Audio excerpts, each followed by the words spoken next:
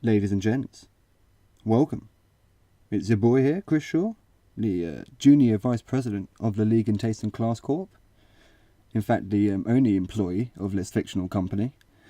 I am right now under a duvet in my father's bedroom, trying to record this voiceover for this director's commentary, in a house that was built for Victorian farm worker midgets and might as well be made out of cigarette papers. It's so goddamn thin and awful for voice recording. I normally don't do it here, actually. I normally go around friends' houses and try and do that.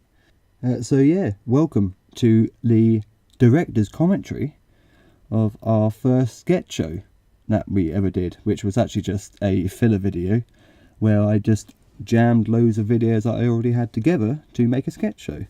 And even this video is a filler video, as our last month's sketch now is not up and won't be up for a while. There's been unforeseen delays, so I hope you enjoy me babbling into a microphone for the next over 10 minutes or so. You know, it's quite funny, when you're in school or college or something like that and they ask you, where do you see yourself in 5 years time or 10 years time, and you always say something ridiculous, like especially when I was studying media at college and university, you say, I'll be in TV, I'll be a big time director, I'll be making my way up the ladder. But no, I'm actually sitting under a duvet in my childhood home, recording a voiceover for a video. Maybe 5-6 of people will watch the whole thing. So yeah, kids out there, don't follow your fucking dreams, because you end up back at home under a duvet talking to no one. It's just very strange. Now, that's a pessimistic start. Let's start again. Welcome to the director's commentary of our first sketch show / compilation show, the O.J. Simpson's Comeback Special. Obviously, O.J. Simpson had nothing to do with this. If you're watching O.J., which of course you're not, because no one is, please don't sue me, you murderer. So let's crack on with it, shall we? The ident. One of the best things I think we've done here at the League of Taste and Class Corp. I found a freelancer animator online who did this for me. He paid her, stuff like that. And my good friend Sam Sortel did the music for it. And if you notice there at the end, it says, with a degree of dignity. That was actually the Reverend Jim Jones of the Jonestown Massacre fame. Had to sift through 30 minutes worth of Jonestown Massacre tapes. I don't know if you ever heard of the tapes or know of the situation, but there's these audio recordings of a mass suicide taking place, and I have to sit there and be like, I only want 3 or 4 lines that this guy says to try and sample them, and I'm just sitting there listening to children screaming and dying. That was an interesting thing to do on a Sunday afternoon, but no, yeah, we'll carry on. I was thinking, listen to this, I love this. last night, O.J. Simpson from 2 blocks away is still O.J. Simpson. It makes no sense. It doesn't fit. If it doesn't fit, you must acquit. So yeah, this is something I made back way before the animated sketches. It was actually just a proof of concept, really. I never thought I would actually end up using it for anything, but then I came to make this compilation show, sketch show, as if you might want to call it. And I had this intro sitting around doing nothing, so I decided to use it. Why not? Loads of great stock footage of O.J. Simpson out there you can use for this sort of stuff. The music that we're using here is Mac DeMarco's Ken the Wolf Boy. Sorry, it's one of the songs off his demo albums. Every time I listen to any of his songs off the demo albums, I always think they'll make really good intro music. So I try my best to use it whenever I can, even though I don't own the rights to it or anything. But yet again, there's sketches in here that I don't own the rights to, music-wise. So, it doesn't really matter if I use Mac DeMarco or anything else, I think, in these first couple of episodes. This is one of my proudest things I've done, really. Again, another filler video. the sketch wasn't coming out, so I thought, oh my god, I have to make something. So I made this within a week. I made this as well at the height of the tensions of the North Korea and USA souring in relations, as it were. But then, a month or two afterwards, they, that started thawing and they started becoming friends again. And then about a year later, they bloody met each other, didn't they? Donald Trump and Kim Jong-un. Bunch of wankers ruining my video. I had high hopes for that. Breaking into the mainstream and going, oh, look at this funny video, it's so topical. But no, world peace over my videos, as fucking always. I'm sick of it. Yeah, god damn it. I was annoyed about that. Too late though, I think. If I did it earlier, I think it might have done a little bit better. I actually got the idea for this video when I was watching a King of the Hill episode. It's the one where Peggy goes to play a Boggle Championship down in Dallas, but at the same time there's a Moa convention that Hank, Dale, Boomhauer and Bill go to. They found out about that Moa convention for a TV advert, and it was done in the same style as a monster truck advert, Sunday, and it just came to me instantly, and I thought, what if this was a monster truck parody advert for the end of the world, for a nuclear war. So yeah, that's how I got the idea for this. Also, this was the first sketch that I worked with Luke Weller, an amazing voice actor, incredibly talented guy, could do voices, so many voices, and really bloody well as well. He's a real talented guy. I'm surprised he isn't as popular as he should be. But yeah, no, we worked together since, and yeah, great friendship that came out of that. So thank you, Luke, if you're watching. I'll post a link to his channel down below if you want to go and check him out. But yeah, I really suggest you do. Hey, the wine tasting. This is the first animated sketch that we ever done, with the help of the wonderful James White, who again I found on a freelancing website. I don't know any animators personally in the small town that I live in, so I found him on a freelancing website. I paid him every time he did a sketch, which is why I have no money and no social life anymore. Don't follow your dreams, kids. I can't express that enough. Oh dear. Yes. So other facts about this. I'm in this, if you didn't know my voice already, and I've got Matt as well. Matt, one of my good friends, he does two of the voices in this. He's Gary and one of the other men. I think Man 3 or Man 2 or whatever he was in the script. And my other good friend Ben Vincent Jones. Ben Vincent Jones. That's not his name. Ben Vincent Hudson. Jones. Who the fuck is Jones? Yes, he's also a good friend, and we have both done a lot of sketches. Well, me, Matt and Ben, we've done a lot of sketches together since then. They are the core crew of the voice acting team here at the League of Taste and Class Corp. So that's great. I got the idea for this sketch when I heard my brother and my dad wine tasting. They were just downstairs, enjoying a bottle of wine, but they're both very serious into wine. And they were just saying these ridiculous things, It's just like, oh, it smells like a wet forest floor, and it's like, what the fuck are you talking about? So I thought, wouldn't it be funny if you got that poshness but then turned it on its head and it was just homeless people at the end of it. It was quite funny actually in the production of this. James, obviously the animator, at first he didn't really make them look ragged and homeless looking, so one of the emails I had to send him was, James, can you make these guys look more homeless? And I never felt like more of a media hack saying that. Yeah, we need them more homeless. We need them more down and out. Oh, I should also mention that Seb Schofield, my very good friend, actually did the music for this. Well, I say he did the music. I actually found a track that he did for someone else, and I used it because it worked very well. So thank you, Seb. I tell you what, I'll post his link down to his Soundcloud in the description as well if you want to check him out. Aha, ideal for sharing. Now this brings me back. This is the first sketch that we ever did, and it was the first script that I ever wrote outside of any educational purposes.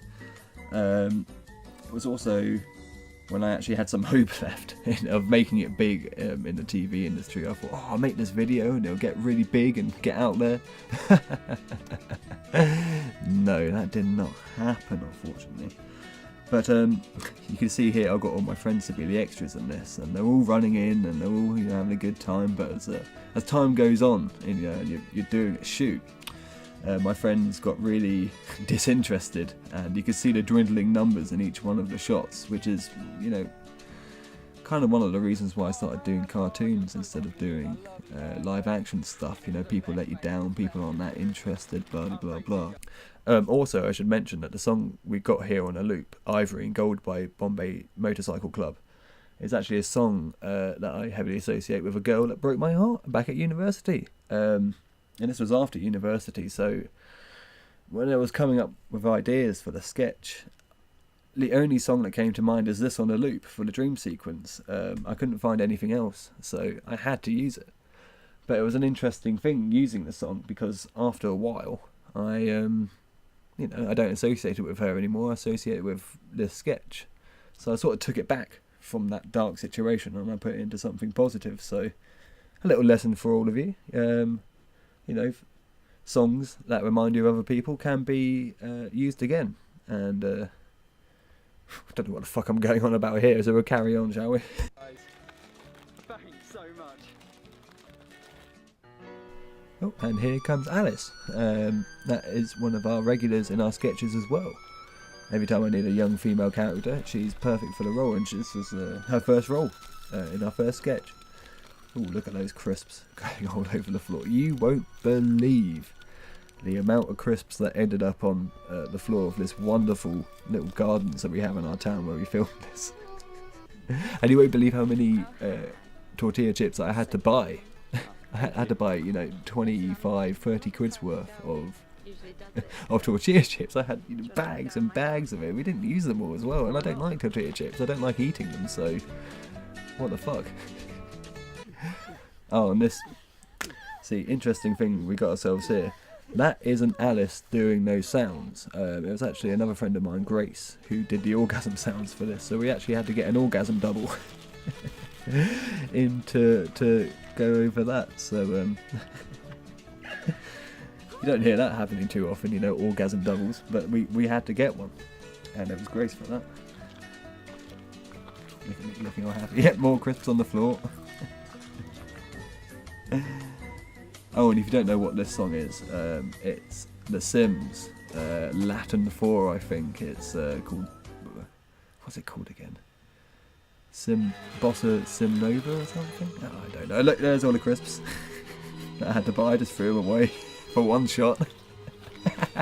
The amount of crisps that were in my carpet after doing this as well. It took me a fucking good week to get rid of them. So we had to do this a couple of times. I actually did this by myself, I was actually just set up the camera by myself and just pretended to cry as I watched Requiem for a Dream. Oh dear, oh dear. I got the idea for this sketch when I was in one of my local convenience shops, and there was a big bag of prawn cocktail crisps that I saw, and I really wanted them myself. I'm going to buy them. On the front of it, though, it said ideal for sharing.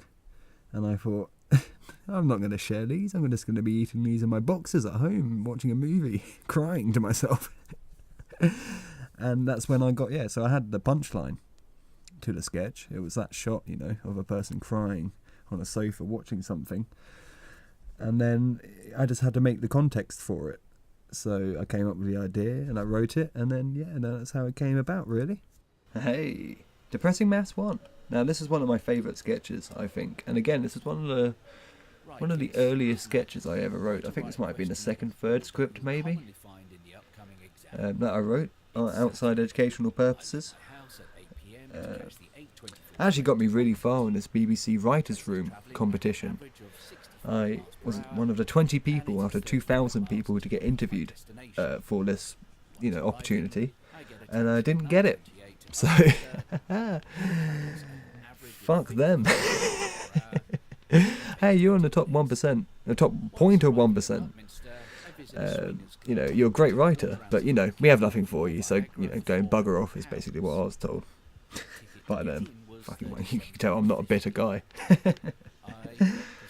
Oh, this guy as well, Baz Jones, the guy who plays the teacher. I found him on a freelancing website. Paid him, I think it was like £20, you know, £20 for the whole sketch. He normally did commercials and, you know, commercial things for BMW dealerships on local radio. So he was really happy to do this. He didn't mind swearing, he didn't mind being rude or crude or anything like that. He absolutely loved it. Great guy. Oh, by the way, if you're wondering what freelance website I use, it's a website called People Per Hour. This is where I found everyone who featured in this, or I had to pay.